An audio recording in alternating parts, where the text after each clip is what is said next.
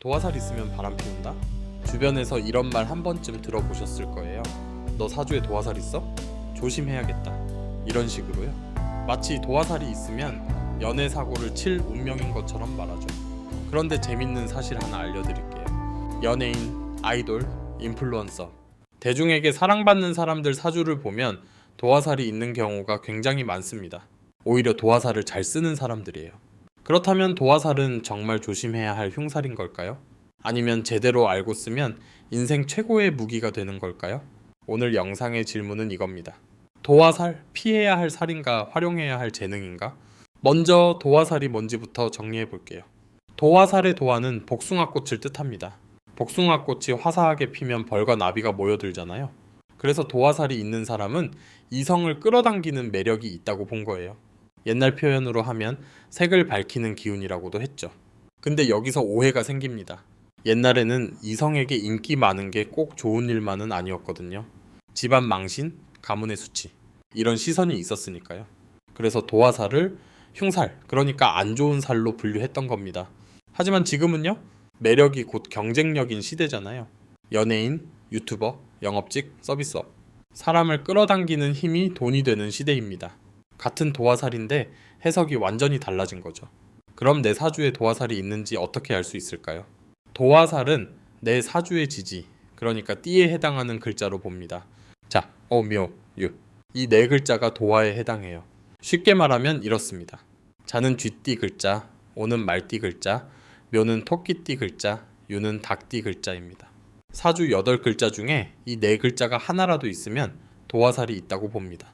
특히 일지, 그러니까 내 일간 바로 아래 글자에 도화가 있으면 도화의 영향이 강하다고 해요. 요즘은 무료 사주 앱이나 사이트에서 생년월일시만 넣으면 바로 확인할 수 있으니까 궁금하신 분들은 한번 확인해 보셔도 좋습니다. 도화살도 다 같은 도화살이 아닙니다. 위치와 조합에 따라 성격이 달라져요. 크게 세 가지로 나눠 볼게요. 첫 번째는 내도화입니다. 일지나 월지에 도화가 있는 경우예요. 이건 매력이 안에서 우러나오는 타입이에요. 특별히 꾸미지 않아도 분위기가 있고 사람들이 편하게 다가오는 스타일이죠. 연애를 해도 진지하게 한 사람과 깊이 만나는 경향이 있습니다. 두 번째는 외도화입니다.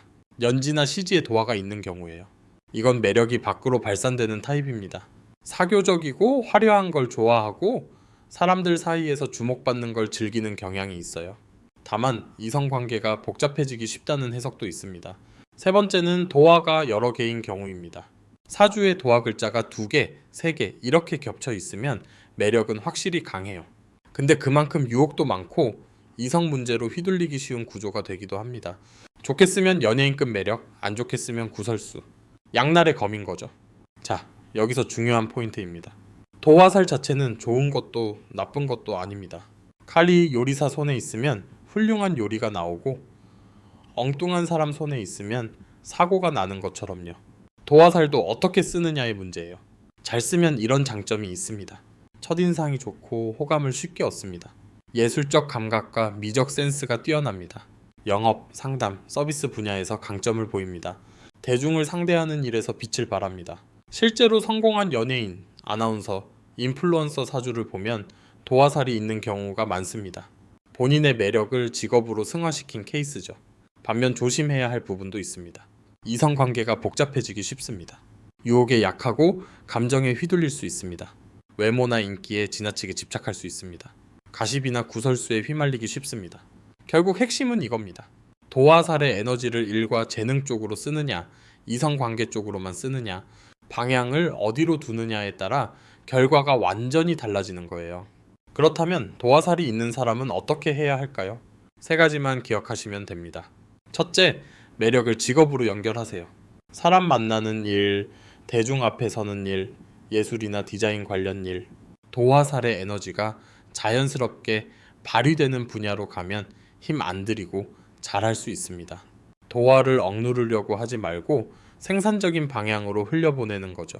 둘째, 경계선을 명확히 하세요. 도화살이 강한 사람은 본인 의도와 상관없이 상대방이 호감을 가지는 경우가 많아요. 그래서 여기까지라는 선을 본인이 먼저 정해두는 게 중요합니다. 애매한 관계가 쌓이면 결국 문제가 되거든요. 셋째, 안정적인 관계에 투자하세요. 도화살이 있으면 새로운 만남은 쉬운데 관계를 유지하는 건 오히려 어려울 수 있어요. 그래서 결혼이나 오래된 관계에 의식적으로 에너지를 쏟는 게 좋습니다. 바깥 꽃이 아무리 예뻐도 내 정원을 먼저 가꾸라는 거죠. 여기서 한 가지 더 짚고 갈게요. 저는 도화살이 없는데요. 그럼 매력이 없는 건가요? 아닙니다. 도화살은 매력의 한 종류일 뿐이에요. 도화살이 없어도 다른 방식으로 매력적인 사람 많습니다. 신뢰감을 주는 매력, 전문성에서 오는 매력, 유머에서 오는 매력, 매력의 종류는 다양하거든요. 오히려 도화살이 없는 사람은 이성 문제로 휘둘릴 일이 적고 한 사람과 안정적인 관계를 유지하기 쉬운 장점도 있습니다. 사주는 좋고 나쁨이 아니라 특성의 차이예요. 내 특성을 알고 거기에 맞게 사는 게 핵심이지 도화살 있고 없고로 인생이 결정되는 건 아닙니다. 정리해 볼게요. 도화살은 복숭아꽃처럼 사람을 끌어당기는 매력의 기운입니다.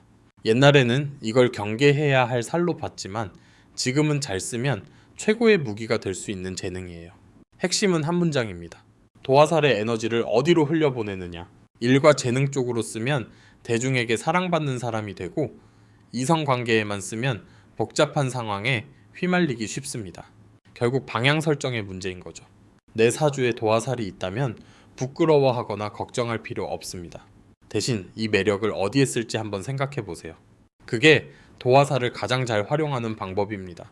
이 영상에서 말씀드린 내용은 사주 명리학의 일반적인 해석을 바탕으로 정리한 것입니다. 사주는 참고용이지 운명을 결정짓는 절대적인 기준이 아니에요. 중요한 결정은 항상 본인의 판단과 현실적인 상황을 기준으로 하시길 바랍니다. 오늘 영상은 여기서 마무리하겠습니다.